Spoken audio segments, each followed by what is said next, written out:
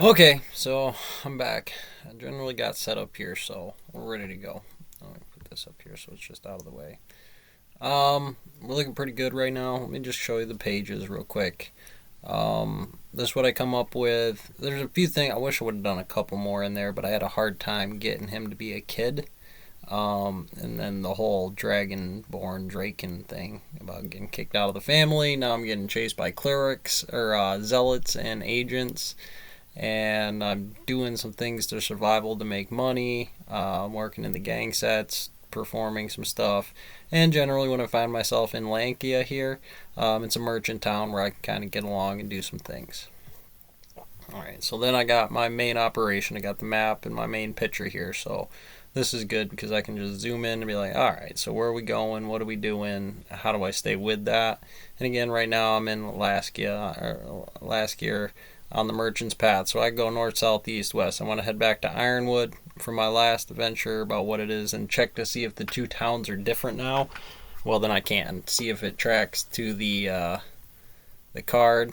We'll get back into that in a minute. But again, we'll come back over here. We'll switch out of this and come back to this AI about what that was. So we'll come back in here. A little coin pouch. Not bad. Come on. I want you to move.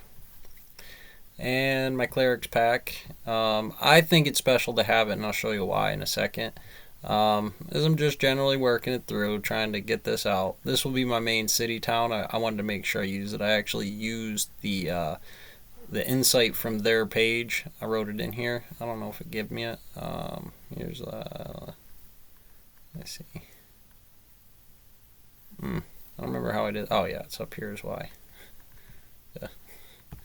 All right, so you're gonna take that description it gives you in the write out, which for me it was. You're gonna come up here, get here, get it out of there, and then be good to go and get that picture and stuff it in or save it and do what you gotta do. All right, so we'll finish that back off. I want to finish looking at what we're looking at here. You know, gotta be able to detect magic. Gotta be able to cast blindness and deafness. Gotta be able to remove court curse.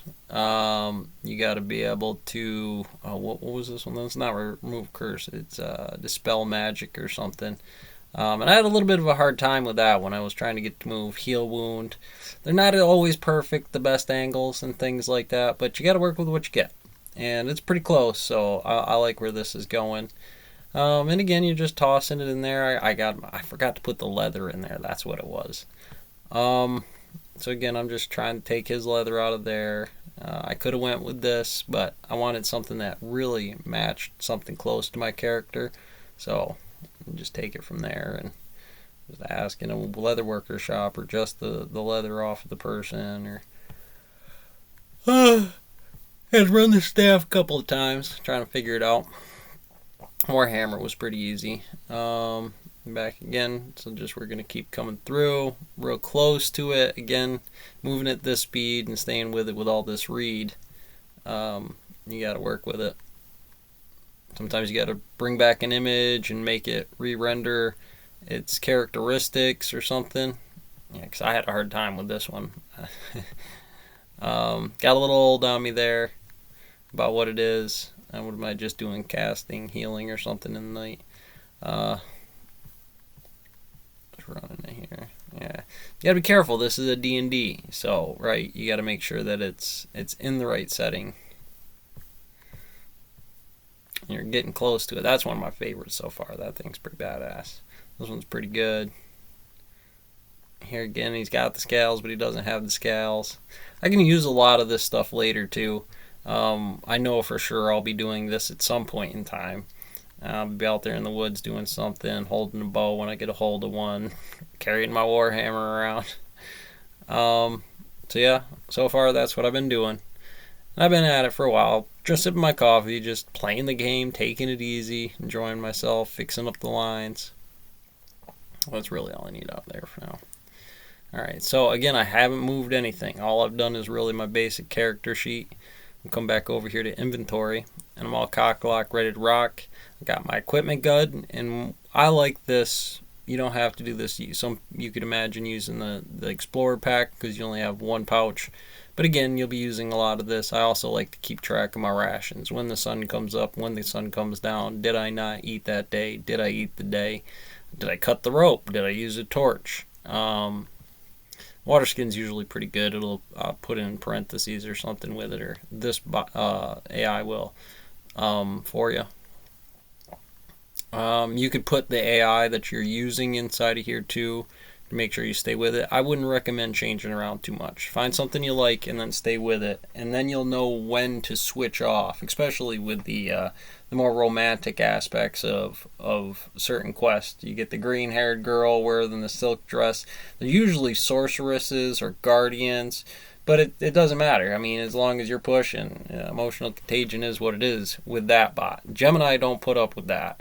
So if you're not into that, it's not going to do that. But if you're really into that type of world building and stuff like that, once you get it calibrated in, it might take a few shots, just like it does here, and you'll try to get lined up on it, or so what it exactly needs to be, or whether it'll just shift around on you, so you're gonna fight you with a little bit of it before it break loose. So.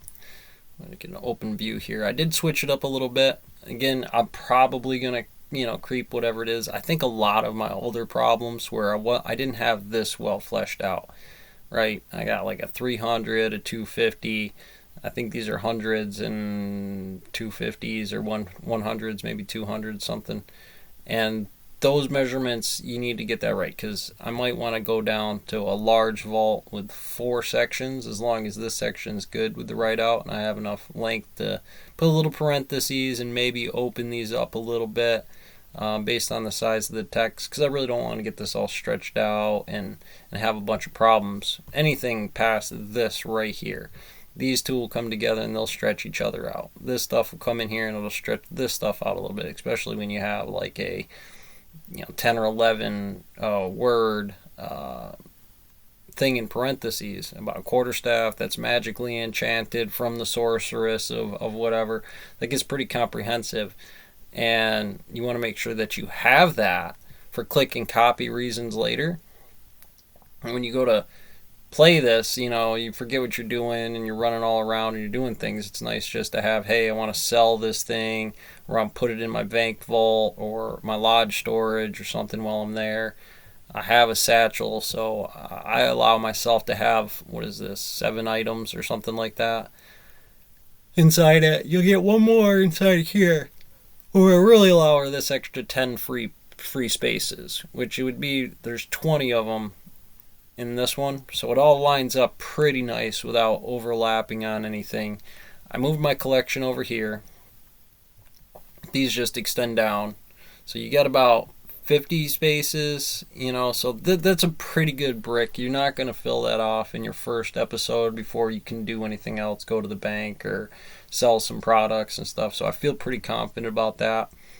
What else? I doubled up a collection. Once you have a house or you have a way to storage something like that, then you don't need the bank vault anymore, but you may want to keep some stuff in the bank vault. Notice that the both sides, you just got to take out this line, extend them, and make it so it's just one longer section if you need to for detailed information. Usually your more exotic staffs that you fought a sorcerer for, you want to really make sure you remember that story and have it. Now up here again, we got to talk about the gold. Gold, silver, and platinum. You're going to use a gold a lot, you're going to use silver a lot, and you're going to use copper a lot. Platinum is something I usually do to exchange with the banker to get rid of a lot of these coins that I have when I got millions or 10,000s or stuff like that, and I'm not really looking to buy anything that big, a house, a warehouse, something like that with the village, town, or something like that.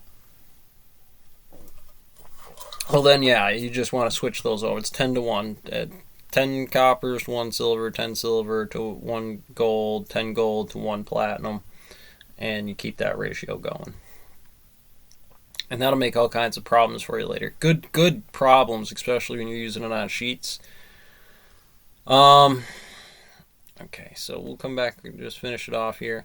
I just switched it out, right? Did I give you a big picture of my inventory? I don't remember. Yeah, there we go. case it didn't. So again, I like my people over here in the town. Saves me some trouble before we got to do any of the raw notes, right? I want to get into here. Later on, when I go exploring into caves, I'm going to use all this section over here for flow charts, which out of the lists of stuff that I do, which ones will I appraise or individually itemize so I can get that parentheses extra detail, because as far as I'm aware, and it might be a little bit of a superstition, but I think they sell better that way. You just bring them whatever local brick on the first and get the list, you open it up, it's got a trunk of stuff, you got the trunk of stuff that's got a word of it in here. You just take that word and you don't examine it. You got to take that word in there. Well, I want to take a finer detail of those Toro cards, or a tiara, a diamond necklace. Well, what kind of, how many carats is that diamond necklace? You know, what's going on? You want to make sure you answer that or ask that question inside of that brick right there.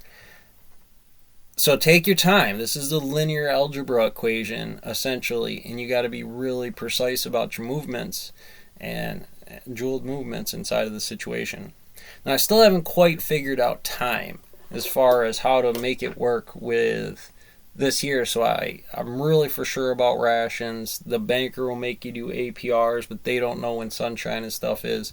So if you don't keep a proper ledger on what you're doing as far as your costs or your money, well, then it'll screw it all up. And you can basically say you have as much money as you want, and anytime you just OP it with whatever characteristics you have. I usually always just D20 because of how extensive this is.